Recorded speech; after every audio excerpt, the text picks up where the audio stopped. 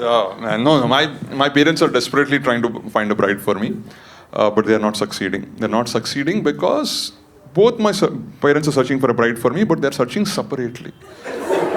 They're not collaborating on this. No synergy in their process. Because my mom is searching with a torchlight, my dad is searching under a tube light. And they both are searching for a bride for me separately because both my parents have two different set of criteria about how my future wife should be. And none of the criteria match. None of the criteria match. You will have to fulfill both my parents' criteria. I will have to marry two different girls. But you may ask me, but Saikiran, what about your criteria? Well, marrying two girls will fulfill all my criteria.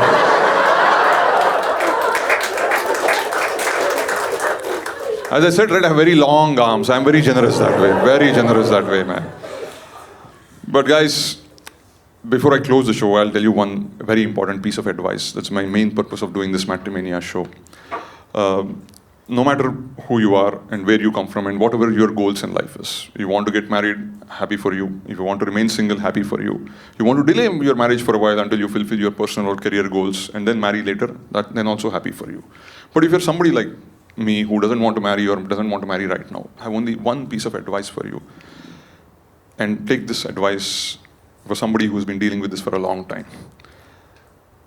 Look out for somebody who will come and utter a special phrase to you. This person will claim to be your family member, well-wisher, and your supporter.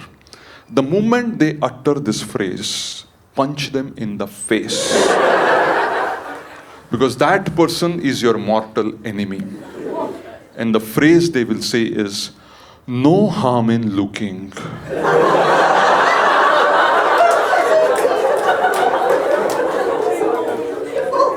No harm in looking. That's okay if you don't want to get married right now. We are not putting any pressure on you. Let's create a profile. Let's send it out into the world. Only if somebody you like comes across, then only you can get married. Until then, we won't put pressure on you. No harm in looking. And stupid you, innocent you, gullible you, poor you, fall for this trick and nobody can save you. The rocket ship has sailed because the matrimonial industrial complex will take over. And how many of you here have matrimonial profiles? Give me a cheer.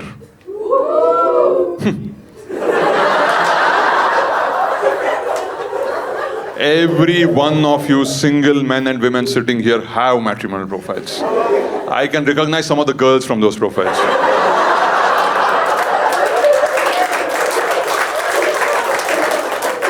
Ninja power user. You have no idea about these profiles because these profiles are not made by the brides and grooms. They're made by the brides and grooms' parents. And they're faker than Tinder profiles. Because these parents don't write about the kid they have, they write about the kid they hope to have. Come on, parents, write your assessment, not your aspirations. Now, parents think very highly about their children, very highly about their children. Kids are diamonds. So we put their profile, they'll be selling like hotcakes. But they have no idea how brutal the market is out there.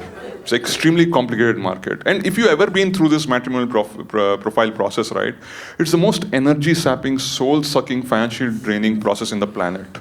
I've seen entire individuals and families go into depression dealing with that entire matrimonial process. Because the entire purpose of these matrimonial websites is to make you say, not good, not good, not good, to not bad, not bad, not bad. Reduce your standards until you agree to somebody. That's why every auntie comes and asks you, when will you settle down? When will you settle down?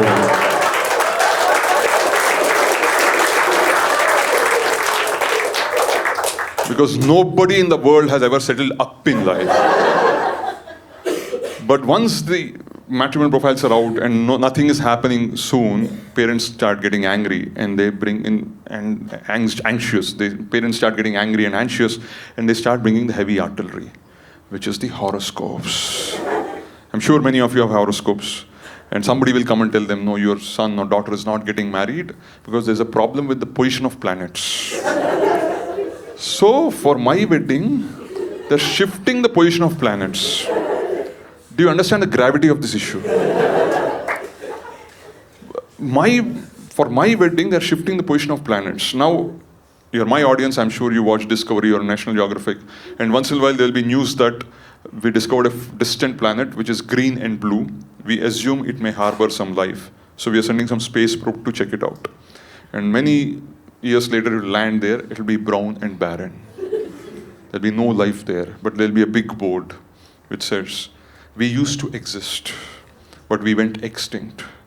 Because our planet's position was shifted for Saikiran's marriage.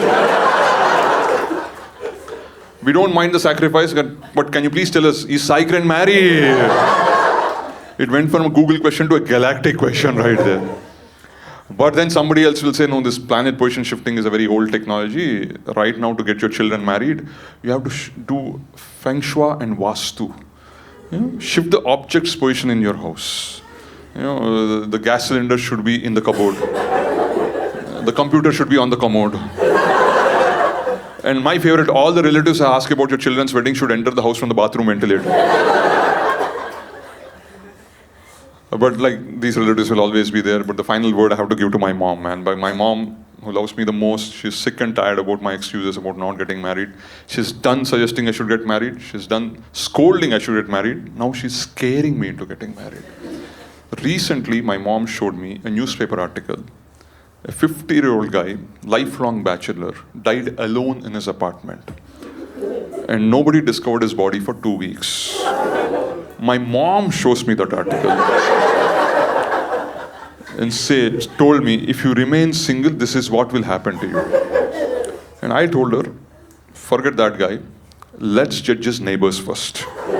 How badly affected by COVID are they that they did not discover a dead body next door?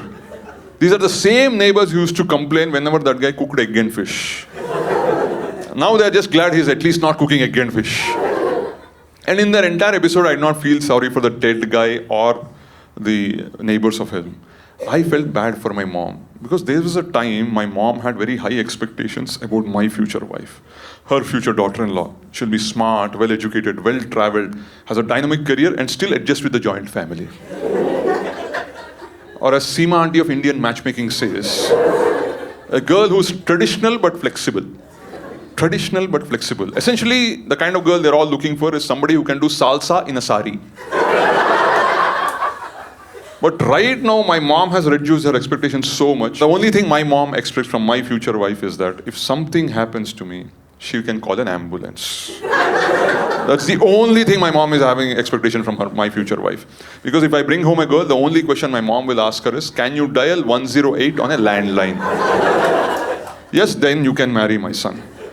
But guys, don't take these threats lying down. Immediately retaliate. So I also retaliated. And I showed my mom a newspaper article where the daughter-in-law put the mother-in-law in an old age home.